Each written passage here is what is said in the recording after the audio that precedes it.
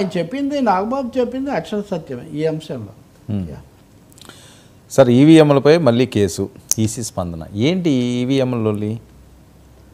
అదే అండి, కేసు మళ్ళీ వేశారు, ఓ పిటిషన్ వేశారు. కొద్ది రోజుల కిందటేమో జస్టిస్ సంజీవ్ ఖన్నా ఒక తీర్పు చెప్తూ రెండోసారి వీవీప్యాట్లు వాటి మీద ఇంకా అవసరం లేదు, ఇది ముగిద్దామని ఆయన చెప్పారు.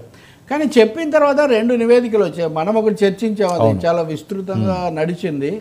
ఈ చర్చలో ఆంధ్రప్రదేశ్లో వైసీపీ ఓడిపోవడానికి ఇదే కారణం అనేది ఉద్దేశం కాదు, కానీ మోదీ గారికి ఇది కొంత ఉపయోగపడింది. ఒక 70 సీట్లు దీనివల్ల వచ్చాయని నివేదిక ఓట్స్ ఫర్ డెమోక్రసీ వీడిఎఫ్ అనేవాళ్ళు ముంబైలో విడుదల చేశారు. ఆ నివేదిక విస్తృతంగా ప్రచారం అయింది. అది అయిన తర్వాత ADR association for democratic reforms అనే సంస్థ మొన్న ఒక నివేదిక వాళ్ళు విడుదల చేశారు. నిజానికి కేసులన్నీ బయటికి తెచ్చింది, సుప్రీంకోర్టులో పెట్టింది ఎక్కువగా ఏడీఆర్ఏ. ఏడీఆర్ అంటే కొంచెం స్టాండర్డ్గా కూడా చూస్తుంటారు. వీళ్ళు కనీసం 6 నుంచి 7 లక్షల ఓట్లు ఎక్కువగా వచ్చాయని వీళ్ళు కూడా చెప్పారు. ఒక నియోజకవర్గానికి 20,000 చొప్పున ఎక్కువగా కనిపిస్తున్నాయి, 20 నుంచి 30,000 ఓట్లు ఎక్కువ కనిపిస్తున్నాయని వీళ్ళు అందులో ప్రస్తావించారు. సో అందులో చెప్పారు. అయితే దానివల్ల గెలుపులు ఓటములు తారుమారవుతాయని మేము చెప్పలేము, కానీ 30,000 ఓట్లు 27,000 ఓట్లు అయితే ఎక్కువగా ఉన్నాయి, వీటికి వివరణ లేదు అని. ఇప్పుడు దాని మీద కాంగ్రెస్ అధికార ప్రతినిధి సందీప్ దీక్షిత్ అనే ఆయన మొన్న హఠాత్తుగా ఆయన మాట్లాడుతూ, మరి ఈ నివేదిక వస్తే దీని మీద ఏమి స్పందన లేదంటే ఎన్నికల సంఘం చెప్పాలి కదా, ఎక్కడి నుంచి ఎక్కువ ఓట్లు వచ్చాయి, వీటిని ఎలా చూడాలి, వీటి ప్రభావం ఉందా లేదా అనేది చెప్పాలి కదా అని ఆయన ఒక ప్రశ్న వేశాడు.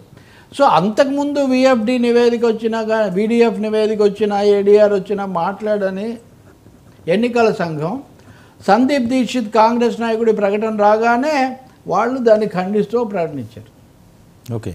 ఇంకోటి, కాంగ్రెస్ ఆయన ప్రకటన ఇచ్చినప్పటికీ వైసీపీ వాళ్ళు సాక్షిలో చాలా బ్రహ్మాండంగా వేశారు. అదర్వైజ్ వాళ్ళు కాంగ్రెస్కి పెద్దగా ఇవ్వరు కదా. సో ఇదంతా లోపభూయిష్టం, సందేహాస్పదం అని. సో ఎన్నికల సంఘం ఏమని, మేము 7 గంటలకు అప్పుడప్పుడే పోలింగ్ ముగియగానే ఇచ్చిన లెక్కలు, తర్వాత వచ్చిన లెక్కలు, వీటి రెండింటిని కూడా పోల్చి దేశంలో గందరగోళం సృష్టించే ప్రయత్నం జరుగుతూ ఉంది.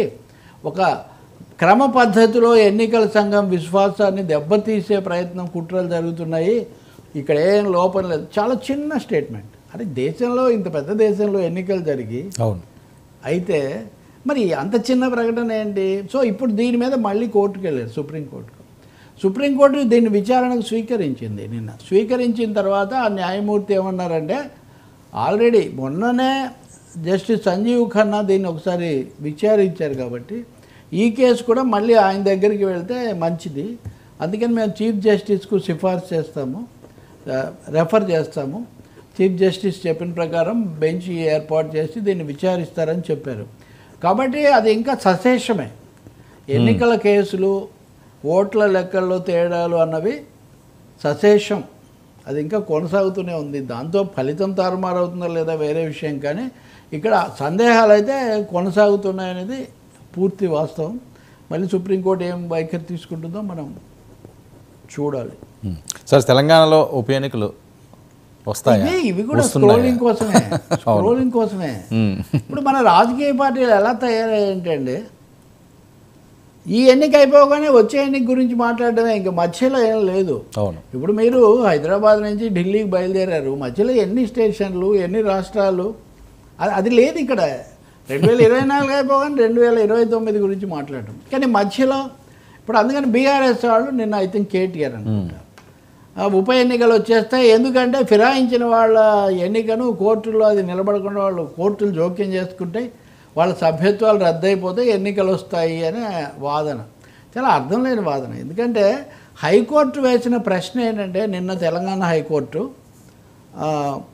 అసలు మేము స్పీకర్ని ఆదేశించే అధికారం మాకు ఉందా, ఫలానా తేదీ లోపల నిర్ణయం చేయమని మేము చెప్పగలమా, మీరు చెప్పండి అని వాళ్ళు అడ్వకేట్ జనరల్ను ప్రశ్న వేశారు. ఈరోజు కేసు కొనసాగుతుంది. సుప్రీంకోర్టులో కూడా ఈ కేసు నడుస్తూ ఉంది. అందుకని కోర్టులో ఆయన ఒక మాట చెప్పారు, ఆ న్యాయమూర్తి, I think Vijay Sena Reddy somebody, ఆ జస్టిస్ గారు, సంబడి కాదు న్యాయమూర్తి గారు, ఆయన మాట్లాడుతూ మీరు దీని మీద పూర్తి వివరాలు మాకు ఇవ్వండి అని ఇట్లాంటివి చెప్పారు. కాబట్టి కోర్టు ఏ వైఖరి తీసుకుంటుందో చూడాలి. కోర్టు అట్ ది మోస్ట్ నోటీసులు ఇస్తుంది.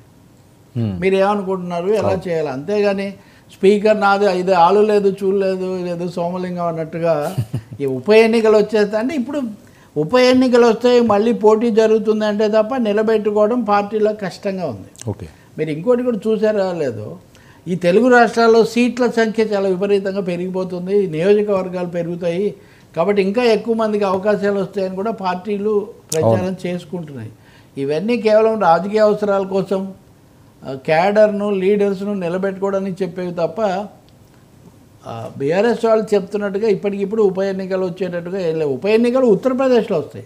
ఓకే, అక్కడ 10 స్థానాలకు ఉప ఎన్నికలు రావాలి. అది జీవన మరణ సమస్యగా ఉంది.